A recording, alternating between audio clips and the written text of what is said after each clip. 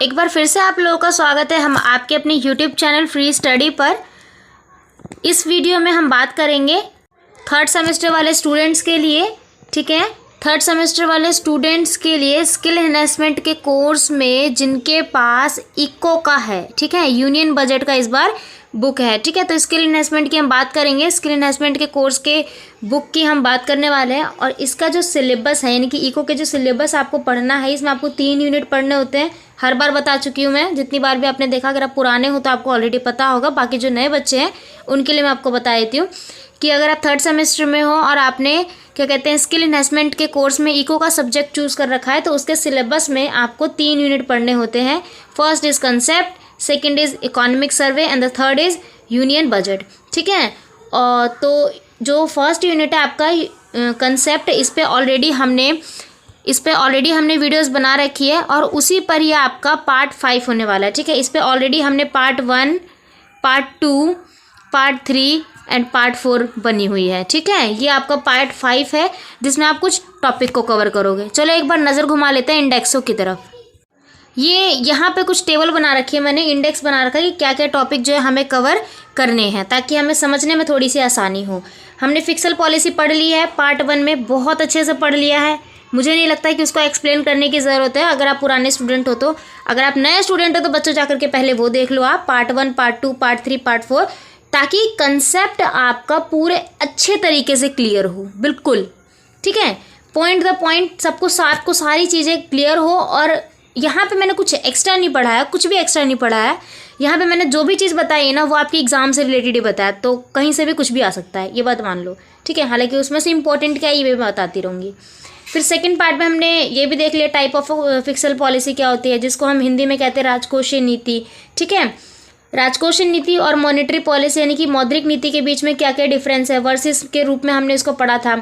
Part 4 में हमने budget को बहुत अच्छे से देखा था। ठीक है, बजट को लेकर के हमने सब कुछ पढ़ लिया था और उस पार्ट 4 में ही हमने ऑब्जेक्टिव्स ऑफ बजट भी पढ़े थे कि बजट की क्या क्या ऑब्जेक्टिव है। अब बजट अगर हम किसी भी कहीं पे भी पेश करते हैं, ठीक है, अब बजट हम रेडी करते हैं, तो किसी भी देश की अर्थव्यवस्था में बजट को पेश करने के पीछे का क्या कारण होता है और उसको आखिरकार पेश करा ही क्यों जाता है। ठीक है, तो ये चीज़ बताया था कि किसी पूर्व अनुमान लग जाता है किसी भी योजना का, सरकार आगे चल के क्या करने वाली है, जनता के लिए क्या करेगी, कितना व्यय है उसके पास स्पेंड करने के लिए, क्या क्या उसके लिए कार्यनीति रहेगी, वो जो करना चाहती है उसमें उसको किन किन तत्वों का सहारा लेना पड़ेगा।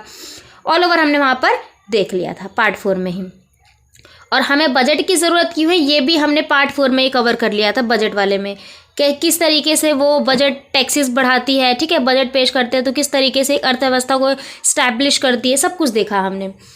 अब जो हम पढ़ेंगे यानी कि पार्ट 5 है ये आपका, और पार्ट 5 में हम जो पढ़ेंगे वो पढ़ेंगे स्ट्रक्चर ऑफ बजट। क्या पढ़ेंगे? स्ट्रक्चर ऑफ बजट, यानी कि बजट के पूरे घटक पढ़ेंगे। हिंदी में ही मैं बता रही हूँ, ऐसा नहीं कि इंग्लिश ही यहाँ पर लिखे तो इंग्लिश में एक्सप्लेन होगा, मैं हिंदी में पूरा बता रही हूँ आपको। ठीक है, और जहाँ हिंदी है वहाँ इंग्लिश में ही बताऊँगी, डोंट वरी। तो हिंदी और इंग्लिश दोनों बच्चों के लिए बहुत अच्छा है। और अगर आप आगे चल के कोई कॉम्पिटिटिव एग्जाम का भी टारगेट लेके चल रहे हो तो बच्चों ध्यान से समझ लो, वहाँ पे भी काम आएगा ये। ग्रेजुएशन आखिरकार आपका होता ही इसलिए है। ठीक है, तो स्ट्रक्चर ऑफ बजट समझते हैं फटाफट, देर ना करते हुए। और उससे पहले अगर आपने हमारे चैनल को सब्सक्राइब नहीं किया है so please subscribe this channel. एक बार ये देख लेते हैं बजट के प्रकार क्या है। ठीक है, बजट के प्रकार हम देख लेते हैं। तो देखो बजट के प्रकार क्या है, बजट 2 प्रकार का होता है, एक होता है केंद्रीय बजट और एक होता है रेल बजट। मैंने आपको पार्ट 4 में बताया था, जो केंद्रीय बजट होता है उसको हिंदी में इंग्लिश में कहा जाता है यूनियन बजट। ठीक है, यूनियन बजट कहा जाता है, और रेल बजट को रेल बजट ही कहा जाता है इंग्लिश में भी। तो जो मैंने आपको बताया था कि रेल बजट जो है वो मोदी सरकार ने हटा दिया, यानी मोदी सरकार जब से आई है सत्ता में उन्होंने रेल बजट को हटा दिया है। ठीक है, रेल बजट को उन्होंने आम बजट में शामिल कर दिया, यानी कि केंद्रीय बजट में शामिल कर दिया है। और केंद्रीय बजट को ही आम बजट भी कहा जाता है। ठीक है, तो कभी अगर आपके सामने आम बजट आ जाए एग्जाम वगैरह में तो कंफ्यूज नहीं होना, केंद्रीय बजट की बात किए जा रहे हैं वहाँ पे। ठीक है, ऑल ओवर हमने वहाँ पर देख लिया था क्या है क्या नहीं है, 112 आर्टिकल में इसका उल्लेख है, मतलब मोटा मोटी सब कुछ हमने समझ लिया था। अब जो है ना हम पढ़ेंगे बजट के घटक को। हमने पहले देखा कि बजट के प्रकार क्या थे। ठीक है, 2 तरीके के बजट होते हैं, एक होता है यूनियन बजट और मतलब कि केंद्रीय बजट होता है, और एक होता है रेल बजट। ठीक है, यूनियन बजट और रेल बजट। और जो केंद्रीय बजट होता है, ठीक है, केंद्रीय बजट को भी 2 भागों में बांटा जाता है। केंद्रीय बजट को कितने भागों में बांटा जाता है? 2 भागों में। वो कौन से 2 भाग होते हैं? राजस्व बजट होता है और पूंजीगत बजट होता है। राजस्व बजट होता है और पूंजीगत बजट होता है। दोबारा बता रही हूँ मैं, केंद्रीय बजट यानी कि जो आम बजट है उसको भी 2 पार्ट में बांटा जाता है। एक होता है राजस्व बजट और एक होता है पूंजीगत बजट, ठीक है। हिंदी में इसको कहा जाता है राजस्व बजट और इसको कहा जाता है कैपिटल बजट, ठीक है। Revenue budget and capital budget ये कहा जाता है। राजस्व बजट को 2 भागों में और बांटा गया है। अब देखो राजस्व बजट क्या होती है। आपने राजस्व राशि सुनी है, राजस्व नीतियाँ भी सुनी है, फिक्सल पॉलिसी जो सरकार के द्वारा चलाई जाती है। किसी भी देश की सरकार के द्वारा उसकी अर्थव्यवस्था को उजागर करने के लिए जितना भी वो खर्च करती है, जितना भी वो इनकम करती है, ठीक है, उन सब को लेकर के वो जो भी नीतियाँ बनाती है वो सब राजस्व नीति में आती है, राइट। उसी तरीके से एक होता है राजस्व बजट। सरकार अगर किसी भी चीज़ को व्यय कर रही है तो उसके लिए वो अपना बजट बनाएगी। अब बजट बनाने के लिए उसके पास पैसा भी होना चाहिए, कुछ सोर्स होगा उसके पास तभी तो वो बना पाएगी। ध्यान से सुनना, कुछ सोर्स होगा उसके पास तभी तो सरकार कुछ कर पाएगी। तो उसके पास या तो पैसा आएगा या तो पैसा जाएगा। प्राप्ति का मतलब होता है प्राप्ति का मतलब यानी रेवेन्यू होगा और व्यय का मतलब एक्सपेंड, कहीं तो जाएगा, यानी कि उसके पास पैसा आएगा और उसके पास पैसा जाएगा भी। सही बात है ना। अगर आप बजट बना रहे हो, बजट बनाने का मतलब है कि तुम्हारे पास होना चाहिए। तो सरकार अगर बजट बनाए तो सरकार के पास पैसा आएगा। अब सरकार के पास पैसा आएगा तो वो जाएगा भी, ठीक है। तो राजस्व प्राप्ति हो रही है और राजस्व व्यय भी, यानी राजस्व राज्य जो है वो प्राप्ति कर रहा है धन की, किसी भी चीज़ की, और व्यय इसको खर्च भी कर रहा है। अब प्राप्ति कहाँ कहाँ से होती है? तो सरकार लेती है जनता से टैक्स, ठीक है। सरकार लेती है क्या? जनता से टैक्स लेती है। टैक्स देते हो ना आप सब देते हैं। यहाँ पर हर एक चीज़ पर टैक्स लगता है। तो टैक्स भी 2 तरीके के होते हैं, एक होता है डायरेक्ट टैक्स और एक होता है इनडायरेक्ट टैक्स। ये हमने पार्ट 1 में ही पढ़ लिया था, बहुत अच्छे से पढ़ा था। डायरेक्ट टैक्स क्या होता है, इनडायरेक्ट टैक्स क्या होता है। अब देखो डायरेक्ट टैक्स के मैंने यहाँ पे कुछ एग्जाम्पल भी दिए हैं। मैंने आपके लिए थोड़ा टेबल बना रही है ताकि समझने में आसानी हो बहुत अच्छे से। डायरेक्ट टैक्स कौन कौन से होते हैं? जीएसटी हो गया, हमें जीएसटी पे करना ही करना है। सेल्स टैक्स हो गया, ठीक है। सर्विस टैक्स हो गया। टोल टैक्स भी आप देते रहते हो, टोल टैक्स देते हो ना, कहीं घूमने फिरने जाते हो। अब फिल्म वगैरह देखने जाते हो, इंटरटेनमेंट टैक्स लेती है सरकार। तो ये सब क्या है? कर है, ये जो हमें देने ही देते हैं। गैर कर जो राजस्व है, यानी गैर कर नॉन टैक्स इनडायरेक्ट टैक्स क्या होगी? फीसिस वगैरह हम देते हैं। कभी कुछ हमसे गलती हो जाए तो सरकार उस पर जुर्माना लगा देती है, चालान काट लेती है, तो उस चीज़ पे हमें फ़ाइन भरना पड़ता है। होप सो कि यहाँ पर सब कुछ क्लियर हो गया होगा। मैं एक बार और रिवाइज कर लेते हैं, थोड़ा सा और समझ लो, बस ध्यान से समझना है। बजट के घटक की अगर हम बात करें तो बजट के 2 घटक माने गए हैं, राजस्व बजट और पूंजीगत बजट। क्योंकि जो केंद्रीय बजट होता है, बजट के 2 प्रकार होते हैं ना, एक होता है केंद्रीय बजट, ठीक है, कैपिटल बजट, यहाँ पे मैं शॉर्ट फॉर्म में लिख रही हूँ। एक होता है आपका रेल बजट, ठीक है। तो और ये जो केंद्रीय बजट है इसी को 2 भागों में बांटा गया है, ये राजस्व बजट से, ठीक है, यानी कि फिक्सल बजट FB मैंने लिख दिया यहाँ पर, और पूंजीगत बजट यानी कि कैपिटल बजट। यहाँ तक कोई डाउट? होप सो नहीं होगा। अब देखो उसके आगे फिक्सल पॉलिसी यानी फिक्सल बजट को भी 2 भागों में बांटा है। सरकार के पास पैसा आएगा या फिर जाएगा। सरकार या तो लाएगी या फिर देगी कहीं से, ठीक है। तो अगर पॉलिसीज बनाई तो पैसा वो लाएगी और जाएगा, पॉकेट की तरह आएगा और जाएगा, ठीक। अब आएगा कहाँ से? तो उसके पास पैसा आने के 2 तरीके हैं। वो टैक्स लेगी जनता से, कर लेती है, ठीक है, और कर भी 2 तरीके होते हैं, एक डायरेक्ट ले लेती है और एक इनडायरेक्ट वे में लेती है।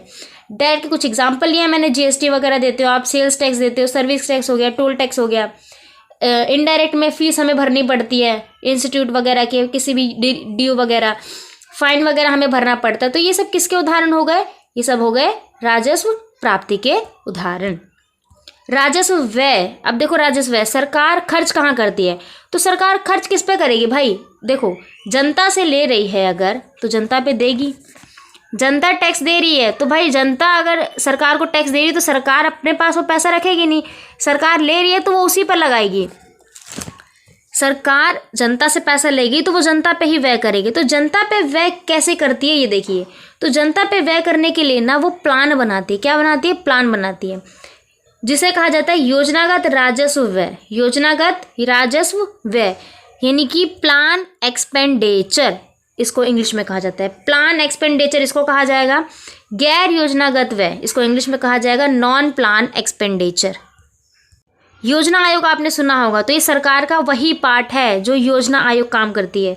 यहाँ पर क्या होता है, राज्य को दी जाने वाली, क्या होता है यहाँ पर, राज्य को दी जाने वाली सहायता, जो राज्य को सहायता दी जाती है। अब राज्य को कई रूपों में सहायता मिल सकती है, कुछ संगठन सहायता देते हैं, ठीक, एनजीओज वगैरह सरकार को पैसा देती है, उसके अलावा वो ऋण वगैरह लेती है, बैंक वगैरह से भी पैसा मिलता है सरकार को, ठीक है, जो भी आपके छोटे बैंक होते हैं ना वो पैसे देती है, तो यहाँ से भी सरकार के पास पैसा आता है, वो उसके पास पैसा है, एक ये हो गया, ठीक। नॉन प्लान एक्सपेंडिचर जैसे सरकार ब्याज लेती है, ठीक है, इंटरेस्ट रेट ले जो अदा करती है, अदायगी, सब्सिडी जो है, सब्सिडी हम दे रहे हैं, सरकार इन सब चीज़ों पे तो खर्च कर रही है ना, वेतन हम लोगों को देते हैं। अब देखो सरकार राजस्व, राज्यों को दी जाने वाली जो सहायता है, यानी कि सरकार यहाँ पर प्लान के थ्रू फिक्स करेगी। जैसे एग्जांपल के लिए मान लो मोदी सरकार ने कहा, या फिर किसी भी सरकार का एग्जांपल ले लो, कोई भी सरकार है आज के टाइम पे, वो कह रही है कि हम आने वाले टाइम पर सड़क बनवाएंगे, एक अस्पताल होगा, हर राज्य में शौचालय होगा, हर एक नीचे घर में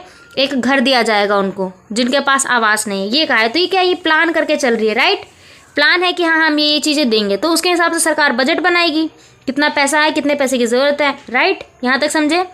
नॉन प्लान क्या होता है, कुछ चीज़ें ऐसे होती है जहाँ पे सरकार को प्लान करने की ज़रूरत नहीं है, वो फिक्स है कि उसको देना ही देना। जैसे सरकारी नौकरियाँ हो गई, सरकारी नौकरी पर जितने भी पद आधारित होते हैं उनको तो वेतन मिलना ही है, चाहे अर्थव्यवस्था खराब हो, चाहे देश में पैसा हो ना हो, लेकिन उनको वो पैसा मिलना ही मिलना है, चाहे सरकार कर्ज लेके दे, लेकिन वो पैसा उनको मिलना ही मिलना है, ठीक है। तो जो अदायगी वगैरह करनी होती है वो उनको देना है सरकारी ब्याजों पर, ठीक है। अगर कोई ब्याज वगैरह दे रहा है तो वो भी, सब्सिडी जो मिलती है, सब्सिडी देती है तो सब्सिडी उनको देनी पड़ेगी, सैलरी वगैरह जो देनी पड़ती है ये सब देती है। तो क्या ये नॉन प्लान एक्सपेंडिचर के अंदर आ जाएगा, ठीक है। होप सो कि यहाँ तक कोई डाउट नहीं बचा होगा अब, क्योंकि यही चीज़ होती भी है। जब हम राजस्व बजट की बात करते हैं तो यहाँ पर या तो सरकार ज़्यादा देगी या फिर सरकार कम देगी, या फिर ज़्यादा होगा या फिर कम होगा, यही चीज़ होती है। अब सेम चीज़ ना कैपिटल बजट के अंदर भी है। कैपिटल बजट में यहाँ पर भी क्या होता है, या तो यहाँ पर लिबर्टी होगी सरकार के पास, या फिर उसके पास एसेट्स ही नहीं होंगे, ठीक है। सरकार को या तो देने की ज़रूरत पड़ेगी या फिर लेने की, या फिर उसके पास अपनी खुद की परिसंपत्ति खोने की। अब सरकार के पास अगर पैसा आ रहा है तो पैसा आएगा और पैसा जाएगा भी, वो पैसा लेगी तो पैसा देगी भी। तो भाई जो आपका कैपिटल अकाउंट होता है यहाँ पे देखो, पूंजीगत प्राप्ति क्या होता है। पूंजीगत प्राप्ति के अंदर क्या होता है ना, जो पूंजीगत प्राप्ति होती है इसके अंदर एक पॉइंट आप लिख सकते हो सके तो सारे पॉइंट्स आप नोट करो। यहाँ पर जो लिबर्टी होती है, यानी कि जिसको हिंदी में कहा जाता है देयता, ठीक है, इंग्लिश में इसको लिबर्टी कहा जाता है, आप इसको लिख लो। जो देयता होती है, यानी कि लिबर्टी होती है, ये उत्पन्न नहीं होती। और देयता का मतलब क्या होता है, देयता का मतलब होता है कुछ लौटाने की ज़रूरत नहीं है, ठीक है। यानी सरकार के पास आ गया तो ठीक है भाई, मुझे वो देने की ज़रूरत नहीं है, ये होता है। सरकार के पास आ गया तो उसको वो देने की ज़रूरत नहीं है। यहाँ पे क्या होते हैं, लिबर्टी के चांसेस ज़्यादा होते हैं कि सरकार अगर पूंजीगत व्यय से कुछ आया है तो उसको वापस रिफंड करने की उसको ज़रूरत नहीं है, ठीक है। और परिसंपत्ति में अगर लिबर्टी ज़्यादा आई है, ठीक है, लिबर्टी उसको नहीं है तो परिसंपत्ति तो ऑटोमेटिक डाउन हो जाएगी। परिसंपत्ति क्या होती है, जो एसेट्स होते हैं, एसेट्स पे प्रभाव पड़ता है उनके, ठीक है। एसेट्स बिल्कुल भी डाउन नहीं होते हैं। अब इसका एक आध एग्जाम्पल ले लो आप। जो सरकार टैक्स वगैरह लेती है, ठीक है, मार्केट में री इन्वेस्टमेंट करती है, और जो आरबीआई वगैरह है उनसे कर्ज वगैरह लेती है। तो अगर आरबीआई से अगर उसने कर्ज ले लिया है, ठीक है, परिसंपत्ति पर प्रभाव नहीं पड़ा ना, आरबीआई से उसने कर्ज लिया है, तो एसेट्स पे क्या प्रभाव पड़ा, कुछ भी नहीं पड़ा। अब एसेट्स का मतलब ये होता है कि खुद की कोई संपत्ति ना जाना, ये होता है। अगर आपको एसेट्स का मतलब नहीं पता है, बस वो देखो, हो सकता है कुछ शब्द समझना है तो आप हमारे टेलीग्राम ग्रुप को ज्वाइन कर लो। वहाँ पर से ये है कि आपको कुछ भी डाउट होता है, कोई भी शब्द समझ नहीं आता है, आप हमसे डायरेक्ट वहाँ पूछ सकते हो, ठीक है। डिस्क्रिप्शन में लिंक मिल जाएगा, फटाफट जा करके आप ले लो। अगर आप नए हो तो वहाँ जाके इसको ज्वाइन कर सकते हो। और जो नेक्स्ट होता है वो है पूंजीगत व्यय, ठीक है। इसमें क्या होता है कि इसमें लिबर्टी कम होती है और एसेट्स बनता है, ठीक है। पूंजीगत व्यय में क्या होता है, लिबर्टी कम होती है और एसेट्स बनता है, यानी कि देना नहीं है, लेकिन हो सकता है कि सरकार की खुद की पूंजी, खुद की संपत्ति का नाश हो, ऐसा हो सकता है। अब देखो नाश होगा भी तो सरकार इसके लिए प्लान करेगी कि मुझे कैसे रोकना है। तो योजनागत पूंजीगत व्यय बनाएगी और गैर योजनागत पूंजीगत व्यय, यानी कि जिसको इसको इंग्लिश में कहा जाता है प्लान कैपिटल एक्सपेंडिचर और इसको कहा जाता है नॉन प्लान कैपिटल एक्सपेंडिचर। इसका कुछ एग्जाम्पल लिख सकते हैं। सरकार सोचती है सड़क वगैरह मुझे बनानी होगी भविष्य में, पुल वगैरह बनाने जनता के लिए, हॉस्पिटल बनवाने हैं, इमारतों का निर्माण करवाना है। नॉन प्लान में क्या आ जाएगा, सरकार रक्षा दे रही है, ठीक है, सुरक्षा दे रही है, तो उसका पैसा उसको देना पड़ेगा।